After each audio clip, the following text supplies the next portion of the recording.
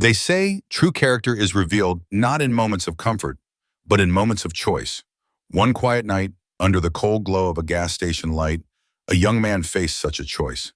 He could turn away, follow the rules, protect his job, or he could act with compassion, knowing it might cost him everything. What he didn't know was that this simple act of kindness would set into motion events far beyond his imagination, changing not only his life, but the lives of many others. This is a story about dignity, about humanity, and about the power of one small gesture. If kindness has ever touched your life, stay with me until the end of this journey. And don't forget to follow, like, and share your thoughts. Because stories like this one remind us of who we truly are. The fluorescent lights inside the quick stop gas station buzzed faintly, casting their sickly yellow glow over rows of half-stocked shelves. James Dawson moved quietly between the aisles, mop in hand, his reflection fractured in the freezer doors.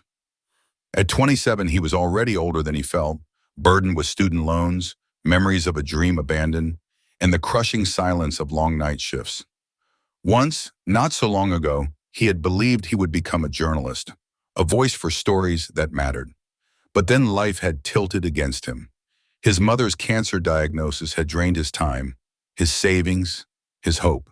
He had withdrawn from the university he loved to take care of her, and when she passed, he found himself drifting, untethered. Now, the quick stop was his world. The steady hum of refrigerators, the faint scent of burnt coffee, the clack of the roller grill. He told himself it was only temporary. Still, 2 years had slipped by, one graveyard shift melting into the next. His co-workers called him polite, dependable. He never complained, never made scene. But deep inside, James longed for something, anything that reminded him of meaning. That night began like all the others. He restocked coffee filters, wiped down the counter, and kept the hot dogs slowly rotating on the grill. Just after 1 in the morning, he dragged a trash bag out to the dumpster. That was when he saw him. Huddled in the shadows against the cold concrete wall sat an old man. His beard was long and tangled, his clothes frayed and torn, his shoes barely clinging together with duct tape. His trembling hands fought against a stubborn plastic wrapper, trying to open a discarded loaf of bread he had pulled from the trash. His eyes, dimmed by exhaustion, reflected the glow of the security lights. James froze, heart caught in his chest. Company policy was clear. Absolutely no food for panhandlers or vagrants. He knew what the rules meant. Just last year, another employee had been fired for giving away a cup of coffee. The manager, Perry Stevens, called such acts encouraging undesirables. But watching this man hunched in the bitter night, trying to tear at garbage bread, it was not begging. It was survival. James turned back inside without a word. His hands moved almost on their own. He brewed a fresh pot of coffee, made a turkey sandwich from the deli, and reached into his locker for the old fleece jacket he kept for cool mornings. At the register, he swiped his debit card, printed the receipt, and tucked it in his pocket. He wasn't stealing. He was paying. When he returned to the back door, the old man was still there, still struggling with the bread. James cleared his throat softly. "Sir," he said, his voice low, almost apologetic. "I thought you might want something warm."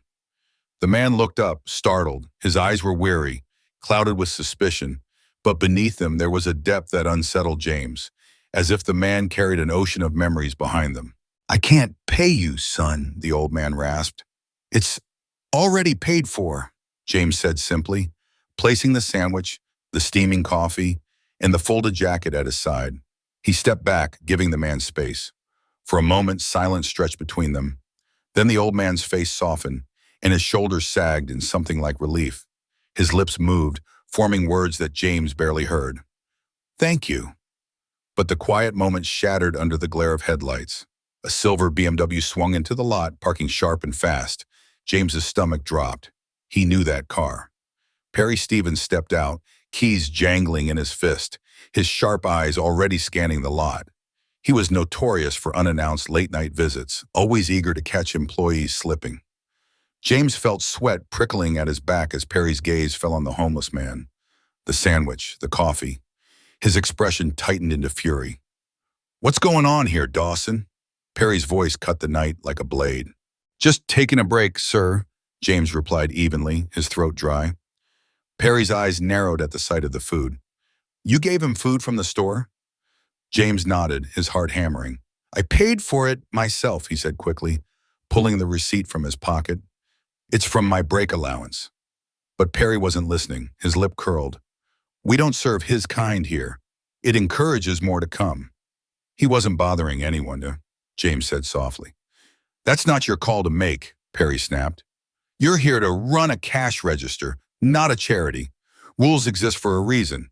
First it's one, then it's dozens. Is that what you want? Do you want this place overrun? James clenched his jaw, staying silent. You gave him food? Perry demanded again, his voice rising. James nodded once. Then you're fired. Finish your shift and don't come back. Perry thrust a termination form onto the counter inside, his pen scratching James's name across it. Final paycheck will be mailed. And just like that, it was over. No one spoke. The air felt heavy, suffocating. Perry stormed back to his car, muttering about rules and discipline, before slamming the doors shut. The BMW roared out of the lot, leaving behind silence and shame. James stood still, his body trembling, his future collapsing in an instant. He had known the risk. He had taken it anyway. The old man rose slowly, clutching the sandwich and the steaming cup. His eyes found James's, filled with sorrow and gratitude all at once. I'm sorry, son, he whispered. James shook his head. Don't be. It was the right thing to do. The man hesitated, then reached for the jacket James had given him. As James helped him slip it on, his eyes caught the glint of something on the man's wrist. A faded metal bracelet, engraved with letters and numbers. USMC 1983. SGTH, a Marine's bracelet.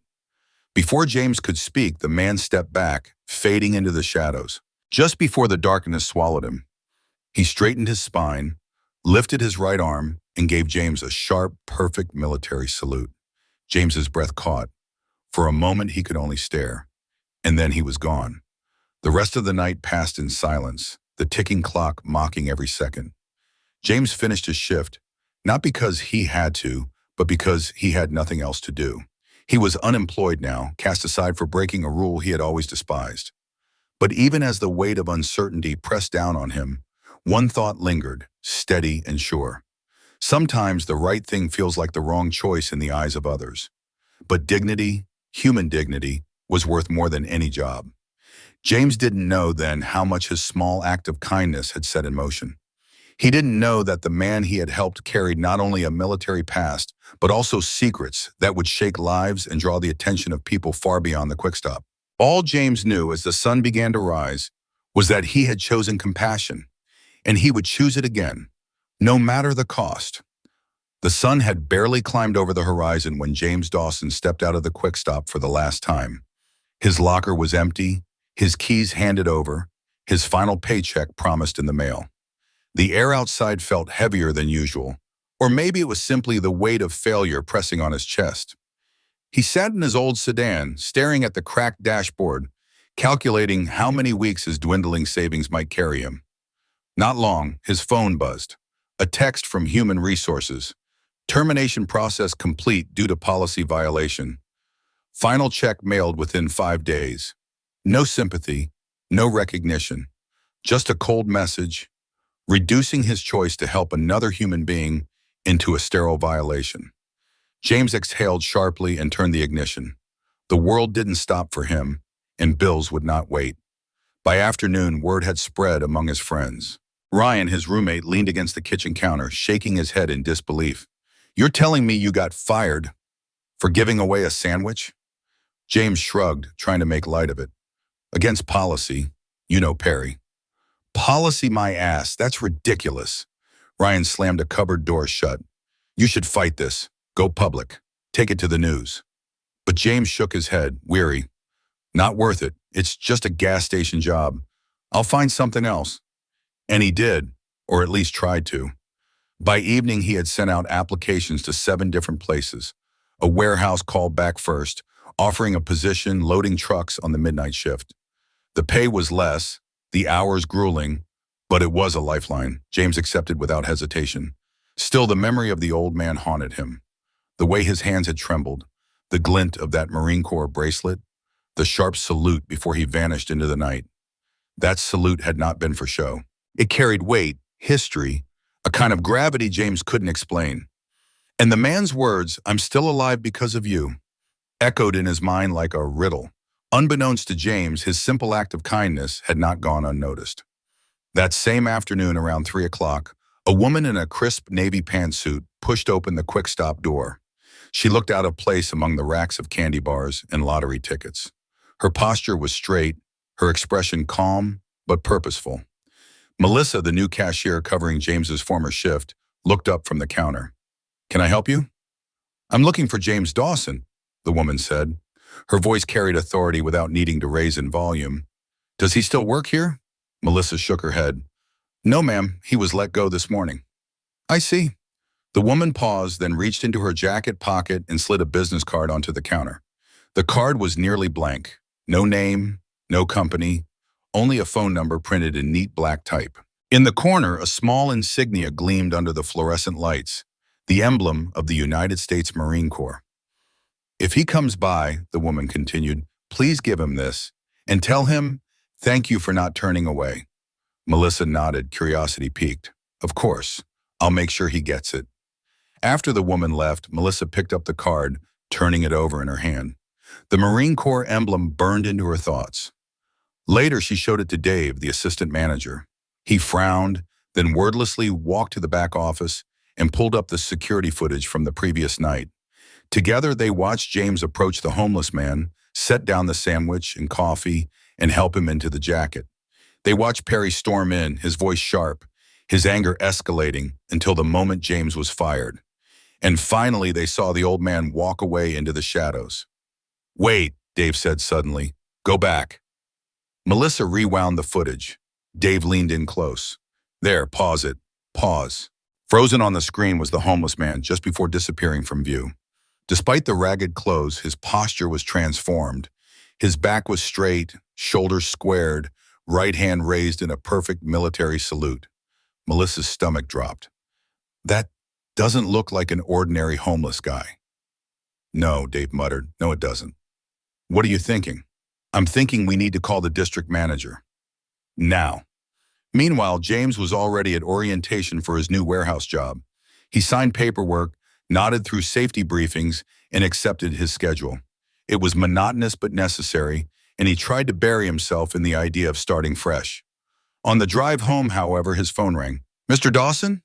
A woman's voice came through the speaker, formal and steady. "This is Catherine Ramos from Veterans Affairs. We need to speak with you regarding an individual you assisted last night." James blinked, pulling his car to the side of the road. "I'm sorry, Veterans Affairs? I don't understand. It was just a homeless man. He needed food." "It's a sensitive matter, Mr. Dawson," the voice replied. "Would you be available to meet tomorrow morning at our Tampa office?" James hesitated, confusion knotting in his chest. "I suppose so, but honestly, I don't know anything. He didn't even give me his name." There was a pause, then Catherine added quietly, "Mr. Dawson, the man you helped was not just any homeless veteran." Before James could ask more, the call ended, leaving only static and questions. Not long after, his phone buzzed again, this time with texts from his old coworkers. "Dude, what did you do? Military people have been calling about you. Perry's freaking out. What's happening?" James rubbed his temples, feeling the day spiral out of control. It was supposed to be simple. He had given a hungry man a sandwich. That was all. Yet somehow it had become more. Something bigger, darker, and far more complicated than he had imagined. That night, just as he was preparing to head to his first warehouse shift, headlights swept across his apartment complex. A black SUV pulled up, the engine rumbling low.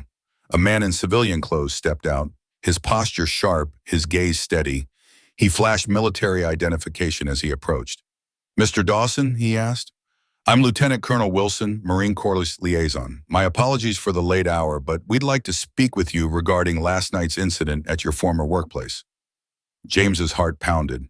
"This is about the homeless man?" The officer's face remained unreadable. "We'd prefer to discuss it in a more official setting. Would you be willing to accompany me? I assure you, your new employer has already been contacted." They understand this is a matter of some importance. As James climbed into the SUV, the streets of Tampa sliding by outside the window, he finally asked the question that had been building in his chest all day. Who was he? The man I helped? The officer kept his eyes on the road. That information is complicated. Let's just say you assisted someone who once held significant responsibility within our organization. Someone we've been searching for quite some time. James stared into the night, trying to reconcile the ragged figure by the dumpster with the weight of the words he was hearing. He had acted with compassion, nothing more. But that small gesture had triggered a chain of events far beyond his understanding. And this was only the beginning. Thursday morning dawned bright and unremarkable for most of Tampa, but not for the quick stop. By 9 o'clock, the quiet gas station that usually saw little more than commuters and coffee seekers was transformed into a stage for something extraordinary. It began with a single email delivered to Perry Stevens' inbox at dawn. The sender's address ended with .mil. At first, Perry assumed it was spam, some phishing attempt. But when he glanced at the signature line, his stomach turned cold. The message bore the name and credentials of a ranking officer in the United States Marine Corps. It was brief, almost curt. A formal complaint has been filed regarding an incident at your location. You are required to be present at a meeting today. Failure to comply will result in escalation. Perry reread the email 3 times, sweat gathering at the back of his neck. He dialed his district manager immediately, hoping for reassurance. Instead, his boss's voice snapped through the line. What the hell did you do, Perry? Nothing, Perry protested. I fired some kid for breaking policy, that's it. Well, whatever it was, the Marines are involved now. Be at that meeting and fix it. Fix it, as if that were possible. Perry slammed the phone down and cursed under his breath. At precisely 9:00 a.m., 6 Humvees rolled into the quick stop parking lot in perfect formation. Customers froze mid-pump, phones raised to capture the spectacle. The ground seemed to vibrate under the heavy tires. From the lead vehicle stepped a man in full Marine Corps dress uniform, ribbons and medals gleaming against his chest. His posture radiated authority, every movement precise. He strode toward the entrance, the gas station suddenly shrinking in his presence. Melissa, working the counter, froze with wide eyes as the officer approached. Good morning, he said, his voice calm but firm. I'm looking for James Dawson. Melissa's throat tightened. He doesn't work here anymore. He was fired yesterday. The officer's expression darkened. I'm aware. Where is the manager responsible for that decision? Mr. Stevens isn't here right now, sir. Call him, tell him Brigadier General Matthews is waiting, and contact your corporate office immediately. Within 30 minutes, the quick stop had been transformed into something unrecognizable. What had once been a small convenience store now served as an impromptu command center. Perry arrived first, pale and sweating, followed by the district manager and 2 executives from the company's regional office. They were escorted into the back office, where Brigadier General Matthews waited with 2 aides. The atmosphere was suffocating. Perry tried to steady his breathing as the general began. Gentlemen, Matthews said, his tone carrying the weight of command, approximately 36 hours ago, one of your employees, James Dawson, provided assistance to a man your manager described as undesirable. Matthews' eyes swept the room, pausing on Perry. That man was Major General Harvey L. Brennan, former commander of the 2nd Marine Expeditionary Brigade. The words hit like a thunderclap. Perry's mouth fell open. The executives exchanged stunned glances. 3 years ago, General Brennan sustained a traumatic brain injury during combat operations, Matthews continued. After extensive rehabilitation, he was medically retired. 6 months ago, he disappeared from his care facility. Despite our best efforts, we were unable to locate him until Mr. Dawson's intervention. Perry stammered, We had no way of knowing. Of course not, Matthews cut him off. No one expected you to recognize a decorated general disguised by hardship. What concerns us is how quickly you punished an employee for an act of human decency. He placed a tablet on the desk, playing the security footage from the previous night. James appeared on the screen, setting down the sandwich, coffee, and jacket. Perry's confrontation followed, his voice harsh, his threats sharp. General Matthews' gaze did not waver. General Brennan has been battling PTSD and the lingering effects of his injury. He left his facility believing he needed to test humanity, to see whether people would still help him if he appeared to be nothing more than a homeless veteran. The room fell silent as the footage ended. The sound of Perry's angry words still echoed in his own ears, filling him with dread. Just then the side door opened. James Dawson stepped inside, flanked by a tall, broad-shouldered man in his 60s. Clean-shaven now, dressed neatly in civilian clothes, but with eyes that burned with the same fierce intensity James had seen in the shadows. General Harvey Brennan. The executive stood at once, murmuring respectfully. Perry remained frozen in his chair, his throat dry, his palms clammy. Brennan's voice was rough but steady. Last night I was at my lowest point, hungry, disoriented, questioning whether my life still held value. He turned to James, his gaze steady. Your employee did not see a burden or a problem to be removed. He saw a human being in need. James shifted awkwardly, his hands in his pockets. He wasn't used to being the focus of attention, especially not in a room charged with so much power. Brennan's eyes swung back to Perry. Young man, I wore this nation's uniform for 40 years. I defended ideals that extend beyond rules and policies. One of those ideals is simple. We take care of each other, especially those who seem to have nothing left. The silence that followed was heavy, suffocating. No one dared to breathe. One of the corporate executives cleared his throat, voice unsteady. General, on behalf of our company, I want to express our deepest apologies. This incident does not reflect our values. Then demonstrate those values, Brennan replied firmly. Not with words, with actions. The message was unmistakable. For James, standing quietly to the side, the moment was surreal. Just 2 nights ago, he had been a nobody mopping floors under buzzing lights. Now he was face to face with generals and executives, caught in the whirlwind of a story that no longer belonged only to him. His act of kindness had revealed a truth he never could have imagined, and it was only the beginning of what was to come. The meeting at the quick stop ended with the kind of silence that carries more weight than shouting ever could. Brigadier General Matthews had said what needed to be said. General Brennan had delivered his quiet but powerful rebuke. And now the company executive sat staring at James Dawson with expressions equal parts embarrassment and calculation. Outside, the parking lot had become a scene unlike anything the little gas station had ever witnessed. Curious customers lingered, snapping pictures of the Humvees lined up in formation. By the time Perry emerged, pale and tight-lipped, the air already buzzed with rumors. Something important had happened here. Something the world beyond this parking lot would soon hear. The company executives wasted no time. Desperate to contain the damage, they huddled with James, offering apologies smoother than their suits. Mr. Dawson, we'd like to correct this unfortunate mistake, one of them began, his tone dripping with urgency. We're prepared to reinstate your employment immediately with a pay raise, of course. James blinked at them, still overwhelmed. I appreciate the offer, he said carefully, but I don't think I want to return. The executives exchanged nervous looks. Losing him would look worse, much worse than rehiring him. Within minutes, they reshaped the proposal. A new position, the second executive said quickly. Coordinator for a veteran support initiative. You'd have freedom to design the program, and we'll back it fully. Think of it as an opportunity to create real change. James hesitated. He hadn't asked for any of this. He'd only wanted to help a man in need. Yet the thought of doing something meaningful again, something that connected to the kind of work he once dreamed of, stirred a warmth in his chest.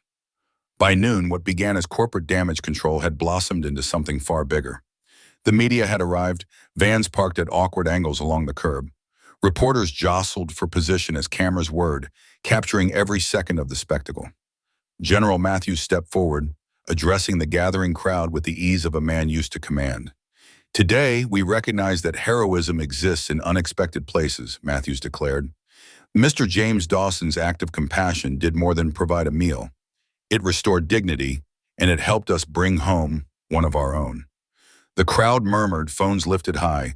James shifted uncomfortably as Matthews turned to him, pinning a medal to his shirt. The ribbon gleamed in the sun, a stark contrast against his simple work uniform. For extraordinary compassion and service to the United States Marine Corps, Matthews read from the citation, The words rang out, recorded by dozens of cameras, immortalized in headlines that would soon spread across the country.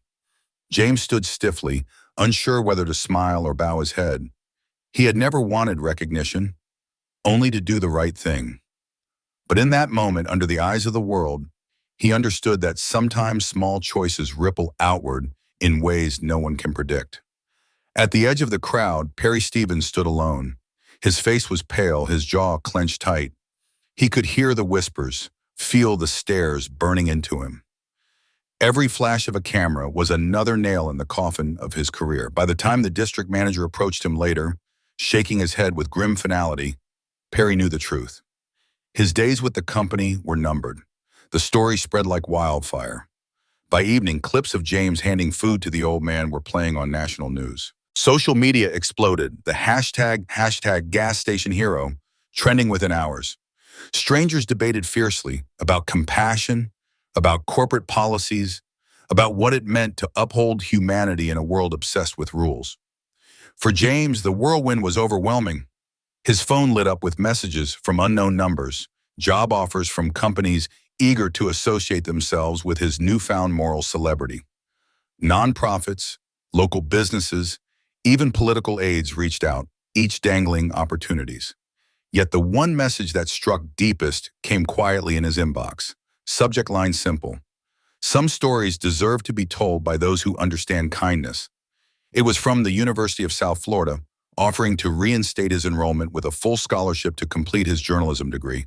His chest tightened as he read the words. The dream he thought he had lost, the dream he'd buried beneath years of disappointment, was suddenly alive again. Meanwhile, the corporation scrambled to prove its contrition. Overnight, quick-stop locations across Tampa sprouted banners announcing a new program: coffee for veterans, free drinks, resources, and a welcoming space for former servicemen. What began as an attempt to soften a public outrage soon took on a life of its own, fueled by genuine community support. At the heart of it all stood James Dawson. He hadn't asked to be the face of compassion, but the role was his now. He accepted quietly, knowing he could shape it into something meaningful. Perry, on the other hand, disappeared into silence. Gossip swirled about disciplinary reviews, about his possible termination. The man who once prided himself on enforcing rules without question now found himself a symbol of what happens when rules are followed without humanity. And in living rooms across the country, families watched the footage: James, the sandwich, the salute from a forgotten general, and conversations sparked. About kindness, about responsibility, about the invisible lines between policy and people. James had only wanted to help one man. Now he was helping change the way thousands thought about compassion. The transformation had begun, not just for him, but for everyone touched by the story. 6 months later, the quick-stop gas station was unrecognizable. The tired aisles and flickering lights had been replaced with a fresh coat of paint, new fixtures, and something far more important: purpose. The store had been rebranded as Veterans Stop, a community hub where former servicemen could gather, drink free coffee, and access resources that once seemed far out of reach. Near the entrance stood a polished oak table stacked with pamphlets from the Department of Veterans Affairs. Along the wall, where cigarette ads once hung, a message now stretched in bold letters: one cup of coffee, one gesture of gratitude, one life not forgotten. And framed behind glass, displayed with quiet reverence, was the fleece jacket James had given to General Brennan that cold night by the dumpster. James visited often, though he no longer wore the quick-stop uniform. With the scholarship from the University of South Florida, he was back in class, working toward his journalism degree. Yet he returned to Veterans Stop as a mentor, a coordinator, and sometimes just as a pair of listening ears. The Coffee for Veterans initiative, which began as a desperate PR patch, had grown into something genuine. 7 locations now carried the program, each staffed by volunteer counselors twice a week. Veterans who had once drifted aimlessly through the streets now found warmth, community, and dignity in places where they were once invisible. But the transformation was not James's alone. Perry Stevens, the very manager who had fired him, had walked a long, humbling road. After weeks of unemployment and public criticism, he approached James with hesitation in his eyes. I know I don't deserve it, Perry admitted one afternoon, but I'd like to help, to volunteer. The request had surprised James, but he agreed. At first, Perry kept to himself, stacking chairs, pouring coffee, doing the simple work no one noticed. Yet over time, something shifted. He began speaking with the veterans, listening to their stories, and slowly his rigid edges softened. Working here has taught me something, Perry said one evening, wiping down tables. Rules without humanity aren't worth following. I spent 20 years enforcing policies I never questioned. Not once did I ask if they served people. James nodded quietly. In Perry's voice, he heard the faint tremor of someone rediscovering his own compassion. Their relationship, once fractured by conflict, slowly stitched itself into a bond of respect and eventually friendship. The story of James Dawson spread far beyond Tampa. Schools picked it up as an example of everyday heroism. In one classroom, a 12-year-old boy named Marco Alvarez submitted an art project to the county competition. His piece showed James split down the middle, half in a gas station uniform, half in military dress blues. Beneath it, a simple caption, "Heroes don't always wear uniforms." The project won first place, drawing tears from parents and teachers alike. For James, however, the most meaningful recognition came privately, in the form of an email. The sender was General Harvey Brennan. "One year ago today, you reminded me of something I had forgotten after 40 years in uniform. The measure of a man is not his rank nor his status, but his willingness to see humanity in others. Your kindness reminded me that dignity is not something given or taken. It is something we recognize in each other. You did not help me because I deserved it. You helped me because you could. Remember that not everyone huddled by a dumpster is broken. Some were once warriors, and you never know who might be watching. But even if no one is, choose kindness anyway." James read those words more than once, each time feeling the quiet weight of them settle into his heart. On a warm afternoon not long after, James sat inside Veterans Stop. The place hummed with quiet conversations, the smell of coffee rich in the air. The door opened and a young Marine walked in. His posture was uncertain, his eyes darting nervously as if unsure whether he belonged. James didn't hesitate. He poured a fresh cup of coffee, carried it over, and pulled out a chair. "Sit," he said gently. "You're welcome here." The young man's shoulders loosened, his guarded expression softening. And as James slid the steaming cup across the table, he realized the circle had completed itself. What began with one act of kindness in the cold had rippled outward, changing him, changing Perry, changing Brennan, and now reaching someone new. It was proof that the smallest gesture, a sandwich, a cup of coffee, a word of respect, could change not only a day but a life, sometimes even the world. James Dawson had once thought his dreams were over, buried under debt, grief, and night shifts, but compassion had given him back more than opportunity. It had given him a legacy. And so, his story reminds us all, you don't wait to be great to choose kindness. You simply choose it, and greatness follows.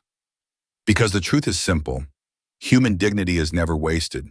It only multiplies when shared. If this story touched you, take a moment to share it. Leave a comment about an act of kindness you'll never forget. And don't forget to follow, because stories like this remind us of who we truly are.